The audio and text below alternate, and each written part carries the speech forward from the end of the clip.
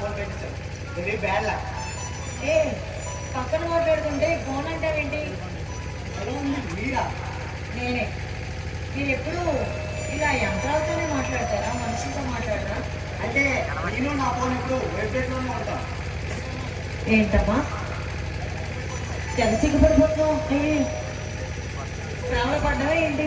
ఒకరా ఇద్దరా చూసిన ప్రతి వాళ్ళు నా మనసుకు నచ్చేస్తారు. చూసిన ప్రతి వాళ్ళని ప్రేమిస్తారు. ప్రేమ ఎలా అవుతుంది? ఎవరైనా ఒకళ్ళే ప్రేమిస్తారు. అదే ఉంటుంది, ప్రతి దాన్ని నేను ప్రేమిస్తూనే ఉంటా. నిజం చెప్పు. లేదంటే అయినా జబ్బై ఉండొచ్చు, వెళ్ళి డాక్టర్ చూపించుకోవచ్చు కదా. చూపించానండి, వయసు మీద పడినాక పెళ్లి కాకపోతే అందరూ అలాగే కనిపిస్తారు కదా. అయితే తొందరగా పెళ్లి చేసుకోవచ్చు కదా. నా పెళ్లి కోసం వెళ్ళిన ఊరు లేదు, ఎక్కడ గడపలేదు. బాగానే ఉన్నావు కదా, నీకే తక్కువ పెళ్లి చేసుకోవడానికి. అమ్మయ్యా నీకేదో నచ్చాను, అది చాలు. హలో, బాగానే ఉన్నావు అన్నాను, నువ్వు నాకు నచ్చావని చెప్పలేదు. అంటే నీకు నచ్చలేదా? అంతేలేండి, నా జాతకమే అంతే, నేను ఎవరికీ నచ్చను. నీకు కరెక్ట్గా ఉన్న అమ్మాయి ఎక్కడ పుట్టే ఉంటుంది, కాస్త వెతికితే తప్పకుండా దొరుకుతుంది.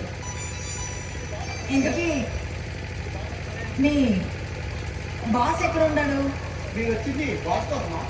అవును, కనీసం మీ బాస్ కనిపించాడు, ఎక్కడున్నాడో తెలియదు. ఫోన్ చేస్తే లిఫ్ట్ చేయడు, ఎక్కడున్నాడో చూద్దాం. బాస్ వచ్చాడు మీకోసం అనుకుంటా. తన కోపం చూస్తుంటే నువ్వేనా కాదు, ఈ రోజు చంపేసినట్టుగా ఉంది. నాతో మాట్లాడు, వెళ్ళెక్కడి నుంచి. వాసు, అమ్మాయి గారు చాలా వేడి మీద ఉన్నారు, ఏమన్నా చల్లరి తీసుకునే వరకు. ఓకే బా. వాసు, వాసు, గీత, మీ పేరు కొనొచ్చారు వాసుదేవమూర్తి. ఈ మధ్య వెజిటేరియన్ వాళ్ళు దొరికారు. మొట్టి రేట్లు ఇంకా వంట చేసిన తీసుకొస్తే నా మీద ప్రయోగాలు చేస్తున్నారు. ఆహా, అమ్మాయికి ఎంత బాగా ఎనర్జీ ఇచ్చారు బాస్. మన దేశంగా మాత్రం చాలు కానీ నువ్వు చెప్పింది తప్పుతుందా?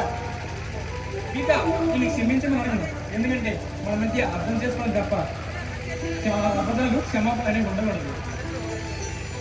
నిన్ను అర్థం చేసుకోవాలంటే నేను మరో జన్మ ఎత్తాలి బాస్.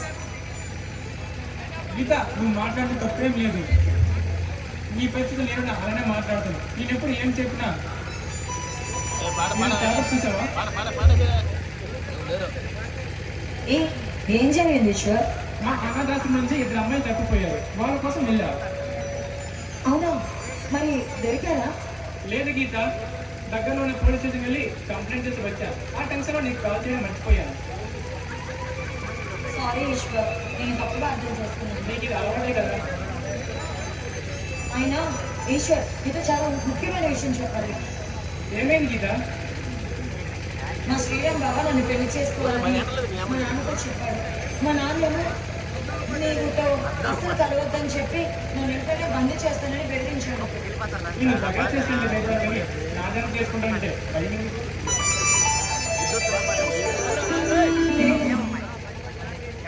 నువ్వు లేకపోతే నేను బ్రతకలేను. అయినా నీకు తెలీదు, మా నాన్న చాలా దుర్మార్గుడు. నేనేమైనా చేస్తానని భయంగా ఉంది. గీత, నా పెళ్ళిండి జరిగితే అది నీతోనే, మన పెళ్ళిండి జరిగితే నా ఫ్రెండ్ ఎక్కడ ఫ్రెండ్